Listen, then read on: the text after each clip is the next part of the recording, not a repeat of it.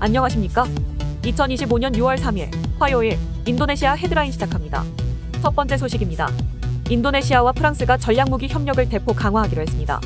프라보워 수비안토 인도네시아 대통령과 에마니엘 마크롱 프랑스 대통령은 28일 정상회담을 갖고 라팔 전투기와 스코르펜급 잠수함 등의 추가 도입을 위한 국방협력 의향서를 체결했습니다.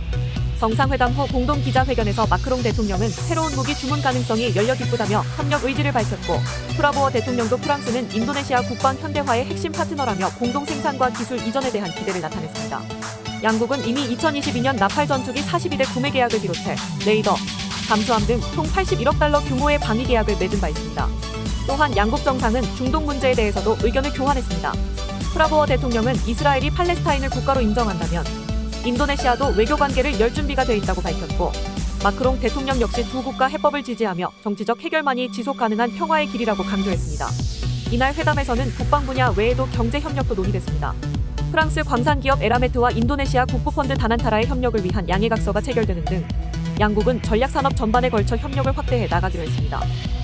다음 소식입니다. 프라보워 수비안토 인도네시아 대통령이 파푸아뉴기니의 아세안 가입 의사를 공개적으로 밝히며 이를 전폭 지지한다고 밝혔습니다. 이는 지난 26일 말레이시아 쿠알라룸푸르에서 열린 아세안 정상회의 비공개 회의에서 나온 발언으로 인도네시아 대통령실이 28일 이를 공식 확인했습니다. 프라보워 대통령은 불확실한 지정학적 상황에서 아세안이 강해져야 세계 강대국들 사이에서 우리의 목소리도 강해질 수 있다며 지금은 오직 힘이 있는 자만이 존중받는 시대라고 말했습니다.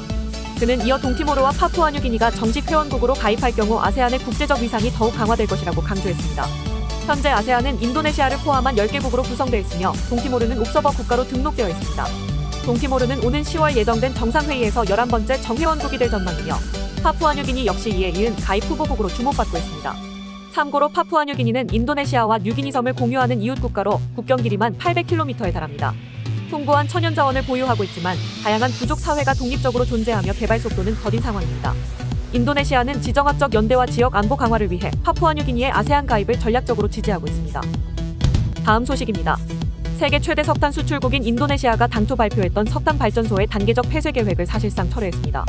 인도네시아 에너지광물자원부는 27일 2034년까지 약 249조 원을 투자해 69.5기가와트의 전력 용량을 추가 확보할 계획이라며 석탄과 가스 발전소의 신규 건설도 포함된다고 밝혔습니다. 에너지광물자원부는 전체 추가 전력 중 6.3기가와트는 석탄, 10.3기가와트는 가스 발전소에서 공급될 예정이라고 설명했습니다. 바흐릴 라하달리아 장관은 석탄은 금기시돼야 할 자원이 아니라며 필요에 따라 사용할 수 있다고 언급했습니다. 현재 인도네시아는 발전 설비의 약 60%를 석탄화력에 의존하고 있습니다. 참고로 2021년 인도네시아는 정의로운 에너지 전환 파트너십을 통해 석탄 발전소를 조기 폐쇄하고 재생에너지로 전환하겠다는 계획을 세웠으나 최근 미국의 탈퇴 등 국제적 지원 동력 약화로 실현 가능성이 낮아졌습니다. 이에 대해 정부는 저금리 자금이 제공된다면 조기 폐쇄를 고려하겠다고 밝혔습니다. 한편 정부는 수마트라와 깔리만탄의 2032년 가동을 목표로 한 원자력 발전소 건설 계획을 발표했으며 재생에너지 전력 공급을 위한 47,000km 이상의 송전망 추가 설치도 추진 중입니다. 다음 소식입니다. 삼성물산 건설 부문이 인도네시아 신수도 누산타라의 아파트 건설 사업 참여를 검토 중입니다. 인도네시아 신수도청은 25일 삼성물산과 국영건설사 브란타스 아비프라야가 구성한 컨소시엄이 약 6조 3천억 루피아 규모로 총 21개 동의 아파트 건설을 계획하고 있다고 밝혔습니다.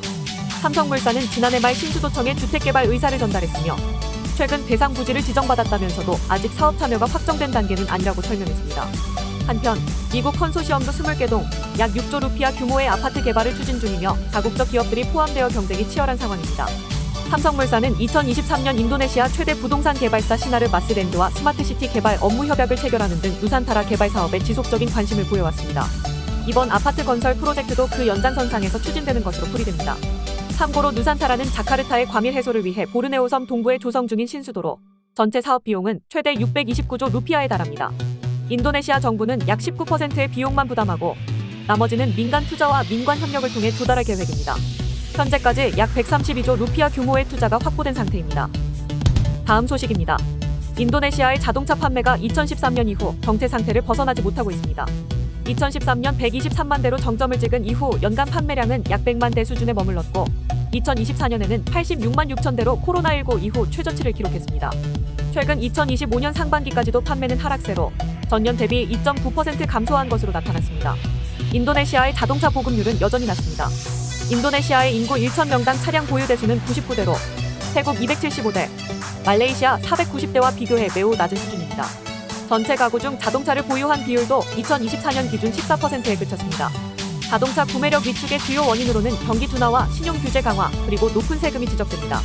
특히 전체 승용차 판매의 80%가 금융을 통해 이뤄지는 가운데 최근 신차 구매에 필요한 최소 계약금 상향 조치가 소비자 접근을 어렵게 만들었습니다.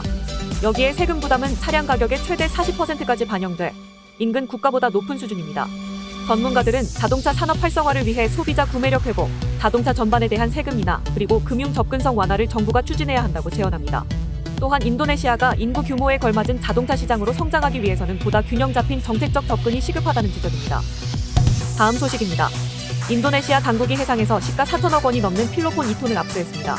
이는 인도네시아에서 지금까지 적발된 마약 사건 중 최대 규모로 기록됐습니다. 압수는 물라카 해협 인근 카리문섬 해역에서 이루어졌으며 선박에서 발견된 마약은 가방 67개의 담겨 곳곳에 숨겨져 있었습니다. 이번 작전은 인도네시아 국립마약청과 해군, 세관, 경찰이 5개월간 첩보를 분석한 끝에 진행됐으며 인도네시아인 4명과 태국인 2명이 체포됐습니다. 당국은 마약이 미얀마, 라오스, 태국 등 골든 트라이앵글 지역에서 출발해 인도네시아로 일반 입대려 했던 것으로 보고 있습니다. 국립마약청은 이번 밀수 사건의 배후로 태국인 찬차이를 지목하고 인터폴에 적색 수배를 요청했습니다. 그는 투이 선장 또는 제키탄이라는 가명을 사용하는 것으로 알려졌습니다. 앞서 이달 13일에도 인도네시아 해군은 리아우 제도 인근 해역에서 필로폰 700kg과 케타민 1.2톤을 압수하며 미얀마인 4명과 태국인 1명을 체포한 바 있습니다. 참고로 물라카 해협은 세계적으로 해상 밀수 경로로 악명이 높으며 인도네시아는 마약 범죄에 대해 최고 사형까지 선고할 수 있습니다. 현재 외국인 96명을 포함해 약 530명이 사형을 선고받고 수감 중이나 2016년 이후 사형은 집행되지 않고 있습니다. 시청해주셔서 감사합니다. 다음 시간에 뵙겠습니다.